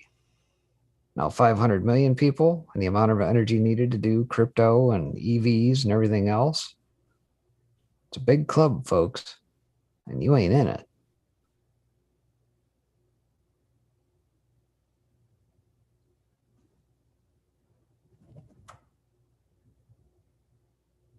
Breaking, are you still talking? Nope. I didn't know if that was on my end. No, I was like, just letting them go. It broke up just a little bit. No. Yeah, I heard Maybe at the him. last 15 seconds or so. About the last 15 seconds, Breaking. I don't know where it would have cut out, so I don't know. You said it. You said it, and then there was about a 15-second pause, I think, is what Pinata's talking about. Oh. Well, Yeah, again, not meant to be yet another mic drop moment, but Well, I'm kind of going to circle us back to the UFO thing. I'm going to show you all a clip of this, and I'm going to tell you what I saw the minute I saw this video. I've watched a lot of UFO videos in my time, and again, I think there is an argument to make both. That some of this be real, and a lot of it be the government pushing it. But when I saw this video, I'm not going to lie. What I saw, if you look at this, it looks like when airplanes, their lights flash. Like that looked to me like lights flashing on an airplane. Does that not look like that to you guys? I don't see a UFO flashing like that. I just don't. They're like all of a sudden they've been flying in the sky for decades, but now all of a sudden we're going to see this big glowing, flashing triangle. You know what I mean? Like, I don't know. They could hide all that time, and then all of a sudden, everybody look at me. I guess to that end, Mr. MBB has been showing these strange triangles in the sky for at least better than a year that I can recall. Is that the same one, same phenomena? I have no idea, but I don't know. I think a lot of them look exactly like some of the satellites. I see them launching into space, which look like a big wad of tinfoil, like this one. I mean, they're such intelligent creatures. This is what they got. I don't. Again, I would believe that if the ones that are real would be a lot more, realistic and not in your face, and they would try to hide if they've been trying to hide for decades, then all of a sudden do we have this stuff coming out? People getting this video flashing lights of a triangle above your head. Just something about that seems crazy to me. It's just like the video where, I don't know if you saw the video of the one where it was flying over the ocean and the thing literally looked like you've ever been fishing and had a bobber on the end of it, and it had dunked down in the ocean and popped back up and then dunked down again. I was like, what in the hell? The CGI of that stuff. So I'm a lot more inclined to believe Billy and Sally out on their farm and look up in space and see something weird or, lower orbit or something, rather than I am to believe our government. And I mean, to your guys' point, talking all that you did about crypto and stuff, I mean, there's a case to be made that they're intentionally trying to crash this economy by all the money that we're spending, and then the money that we're spending aren't even going to Americans that could really use it. They're shipping the majority of it, God knows where. And so I don't know. Just something about this does not sit well with me. It does not feel like it's an organic, we're going to come out about UFOs. Nothing to see here. So I don't know. So I'm glad y'all kind of got in the topic of, the Federal Reserve, crypto. We haven't really creative destruction. Yeah, and then what's going on with Arizona. And then they're constantly trying to shut that down. What's going over, what Biden has done with all these peace deals that Trump initiated, like with the Middle East. We watched Hamas and Israel flying rockets at each other, probably another distraction. Look over here, look over here, look, they're about to go to war. Don't pay attention to, how many trillions of dollars we're spending on absolutely nothing. So I don't know. It's just something does not feel genuine about all this at all. To me, it is a distraction. But for me, every day is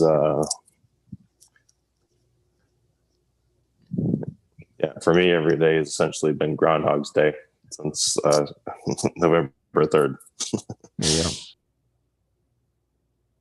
Yeah, and knowing TMC and some of the things we've discussed before, it's like I know they have the technology. I mean, they don't give it to us little sheeple, but of course they have the technology.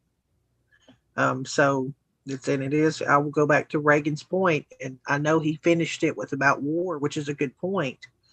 But let's say that some of the people in the chat are right when they brought up that COVID didn't do what they thought COVID would do.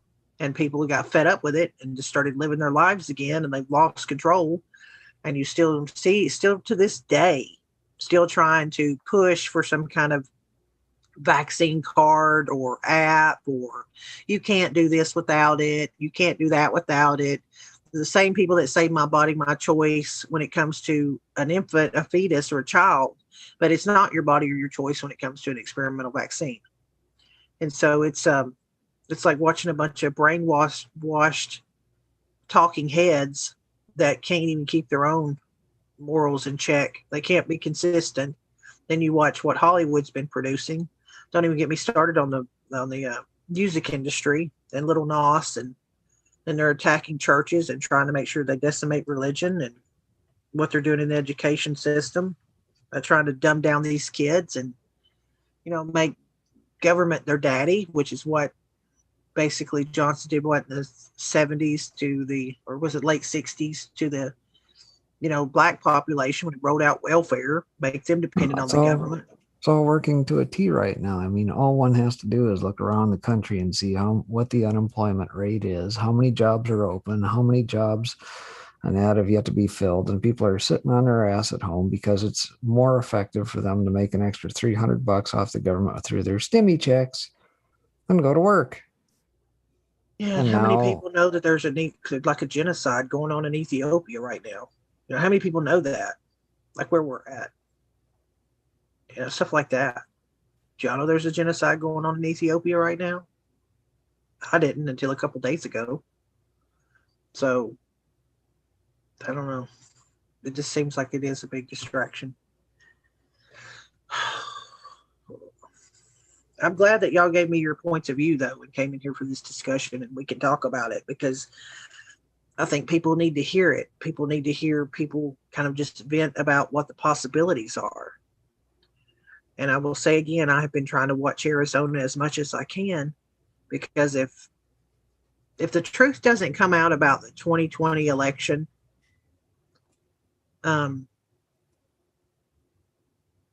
that's scary. Well, the truth is out there. It's that it's being censored and buried ad nauseum because it doesn't fit their narrative. And it's not just necessarily Arizona. Yeah, it's one domino, certainly, but at the same time, Antrim County is doing their thing here today. Georgia, you got a judge down there saying, hey, we're going to take a look at all these mail-in ballots. At the same time, you got New Hampshire. More states are probably going to follow. And the people probably ought to be pissed off enough that they ought to be going to their local boards and asking those very same questions and pushing it from grassroots levels all across this country. Every damn single state. Don't think for a second it just happened in one or two. No, this was all 50 states. Oh yeah, I mean, there's a reason why Arizona's having such a hard time getting the password from, of all people, Dominion. And the truth came out about that the election committee in Arizona didn't even ever have the password. And that kind of dialed back into the Gates are getting divorced. And Pinata, you might know more about this than me, but Greta heard a story a few days ago about they did find some program inside those Dominion voting machines that were from Microsoft that had no business being inside those voting machines. And so, I find that curious. I don't know. I think maybe hopefully a lot of people I hadn't heard that yet, about Microsoft in particular. Yeah, it was about 2 days before it came out about them filing for divorce. And so I thought, that's curious. Well, there's about just a shade over 3,000 counties in the United States. So, regardless of what happens in Arizona, we all know what the game plan is. The game plan is to get involved at the county level, to get involved at the voting precinct level, to make sure that things are, we know where the change has to occur. If we can't get the result we need from whatever these audits turn out to be, we know what the solution is. Regardless of that, we would love for resolution.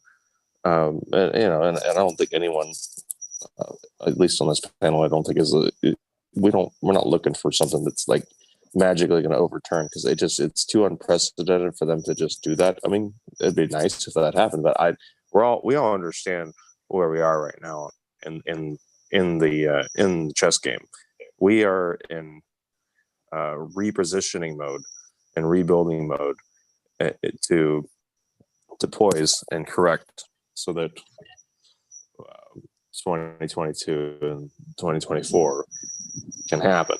And we're just going to have to deal with what we have in front of us at the moment. But we all understand what we have to do, what our agenda is. Our agenda is to make sure our elections are secure. Yeah. I know that again, that's why I always say that I'm hopeful of what's happening with this election, and that these investigations continue and these audits move forward, because I think as far as America goes, that's probably the most important story right now. That should be the main focus of all these media outlets. It will never will be. But if people don't have confidence in our elections, because we watched what happened in this last presidential one, then what chance do we have of actually getting people into office that we trust? Or I'm telling you, in 10 years, it's going to be a damn Capitol Hill full of AOCs. Or we're going to have attorney generals like Kim Fox, who was letting out more criminals than murderers. And a gentleman that murdered a 16-year-old boy, and she let him go, let him serve like a year or two, and then let him out and said if he committed another crime, he'd go back. Well, he did it twice, and she let him go 2 more times, felony charges. It's just, I don't know. If we can't do it, legally with elections, what's the next choice? They don't want to know. Yeah, we know what the answer is, and I think there will be enough ambitious patriots around this country to do what is necessary. And, if you go back to before November 3rd, there were plenty of stories out there where all these stored machines were wide open, unsecured. Anybody could walk into unlocked, unchecked, unguarded machines, do whatever the hell they wanted to with said machines. And if we don't recognize the fact that these machines do not need to be in our election systems, period, then I don't know what to tell you. Well, I don't want to change the subject too much, but I am going to share what Pinata just put in our chat here, because this might spark up something I'm probably from breaking as well. But this Disclosed TV 4 hours ago tweeted, just in, the 2 prison guards looking after Jeffrey Epstein have admitted they falsified records the night he died in a New York jail. And again, that probably doesn't shock the people in this room, but isn't it amazing how everybody can come out after it took place, and that these people will tell you you're a tinfoil hat wearing conspiracy theorist, and then fast forward 6 months later and, oh yeah, those guards lied. Shocker. Yeah.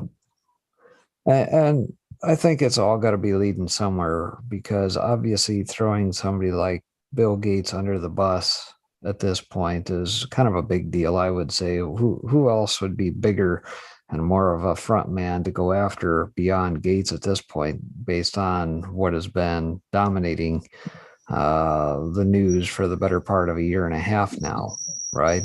Well, what do you think, Spectre, about would they because these people said, "Hey, I got this," and they're like, okay, the coach is saying, "Okay, guys, go in the game. Gates, Fauci, go and get in the game."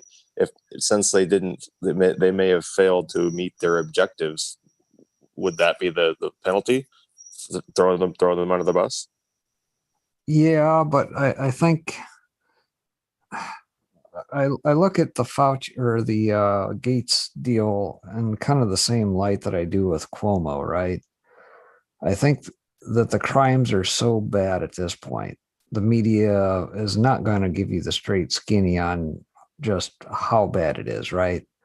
So what do? They come up with this cover story here as of late, and they start wheeling out all the women and sexual blah blah blah. 8-10 women for Cuomo, and this becomes a new thing to take people down with. It's soft enough for the people to say, oh, well, this is no big deal. We've seen this all before play out. And then everything quietly gets swept under the rug, rather than say, oh, Epstein is behind eugenics, you say, huh? And here's all his ties. Or Cuomo literally put people in, nursing homes with COVID because that was their policy to die. Right? Oh, the media is never going to cover that angle of the story. No, we'll just soften things up for the populace and say, oh, just he had some inappropriate relations, kind of Bill Clinton style. Yep. But again, the point being, all right, if they failed in their objective, then who is the next shoe to drop? Are we at a position where now we're going to see the likes of Soros come brought to heel? There's going to be enough opposition, in my opinion, right now, based on a lot of the school board or the folks coming against school boards and the things that have taken place in several states now. Virginia, Arizona, I think Idaho, and some other states in that year as of late have all risen up and said, we're not going to do this critical race theory crap, 1619 project. Nah, we're kicking that stuff to the curb.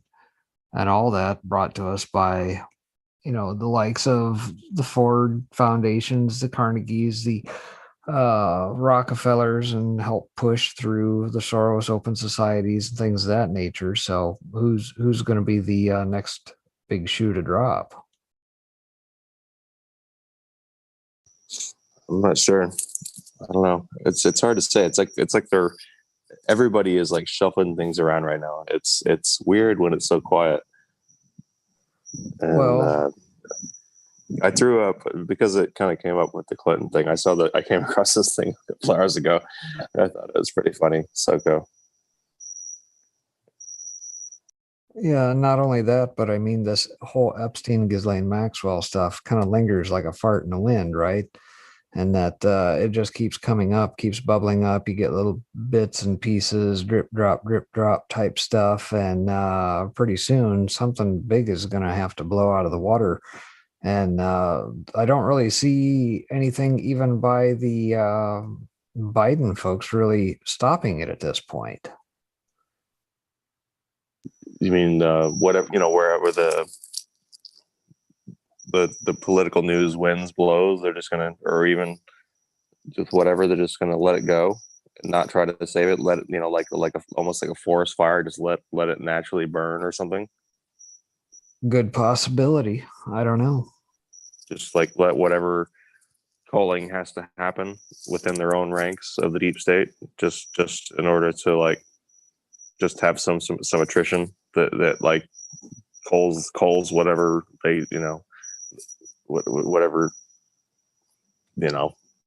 exchange of the guard that they do with each other. I don't know. You know what I mean? Like some kind of let the chips fall where they may type attitude that they take, where they just say, okay, well, we're just going to let the public take things and make them think that they have things figured out, and just step back for a second and then come back, with some event or something harder, whatever.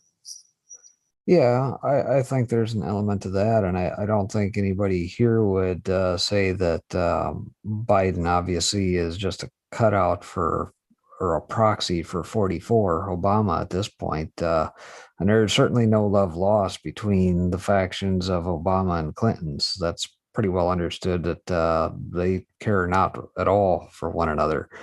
So the question is do they let the whole Epstein, Ghislaine Maxwell wipe out that whole side? Don't know. You know, once upon a time, we thought that the Clinton Foundation would be enough to basically take down governments worldwide, but yet we've not seen movement on that side either. So, you know, the corruption is so I don't even know what the word is that I want to use here. It's so pervasive, I guess, and so blatant and so out there for every single one of these jamokes. It's hard to know which one to really go after that unwinds the whole damn thing.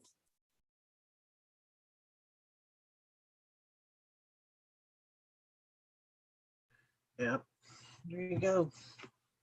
Would y'all have anything y'all want to say before we kind of wind this up? We've covered a lot tonight. I think it was a really good discussion. Did we answer the initial question? I think the best that we probably can, right? I mean, there's so much going on. I mean, if it's not the dang pipeline, it's an election on it, it's Bitcoin or cryptocurrency, or, you know, it's what's going on in the Middle East, or, and like I said, Ethiopia, that not many people realize is happening. So, well, maybe the best way to end it would be to say, okay, state the original question, and then we'll all sign off with what, our, overarching point was, or what we think it might be. Well, the initial thing, the title of this video is UFOs, why now? Why disclose it now? All right, well, I guess I'll go. Why now? Why now? I think they're all out of ideas. I don't, because this thing has been pushed for a lot of years, like even, as much as 20 years ago as part of like, the whole blue beam thing. And what it was always something that they maybe were holding back on. So why now? They're out of ideas. And I don't know. I kind of find some comfort in that the fact that they have to rush to like something supernatural and just kind of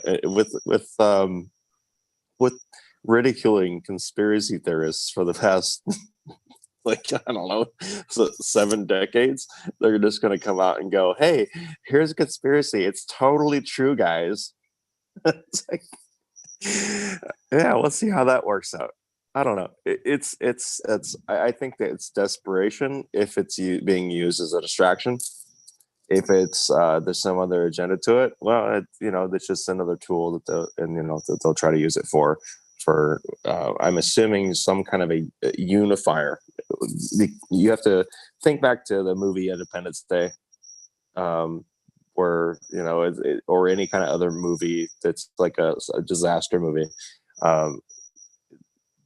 Some kind of everyday life stops, everyone comes together, we all solve some sort of an issue of some kind of an external threat. It's like it's a psychological tool in order to get everyone, and I think TMC really hit on it. It's like it no longer becomes a decision of a family unit or an individual, then a family unit, then extended family, then city, town, township, city, state. Then it becomes, oh well, no, obviously the giant government is going to come up and save us. So it's like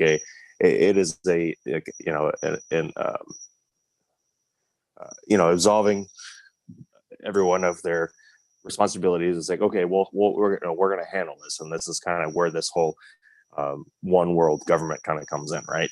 So that I see it as a psychological tool in order to get people to forget about their sovereignty, in order to let other people with malevolent intentions try to take over.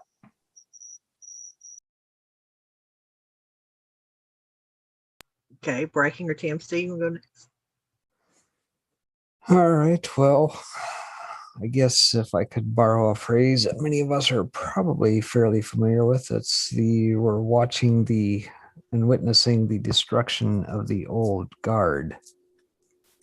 Now it's a matter of, are we going to meet a new boss, same as the old boss on the other side, or are we going to see a new guard rise? I think that's the question. I think from a biblical standpoint, to me, as much as they try to make this look like, what would likely happen end times type stuff, I think, in my opinion, there's a couple things that have not taken place that they overlooked, or perhaps think that enough people aren't privy enough or aware of, that this is not the time for that to take place yet. It's not God's appointed time. That being said, as far as what are we being distracted from, again, the election, obviously, it's a bald-faced, open fraud on the people. They know it. We know it. They can't hide it. They're out of ideas. They can't false flag their way to get their control back in hand. Frankly, I think there's enough people awake now, hopefully, that maybe it'll start to hit critical mass. So I tend to remain a little bit hopeful in that regard, that is the case, and it will be an act of desperation on their point to try and subdue and deceive the masses, but I think enough people will see right through it for what it is.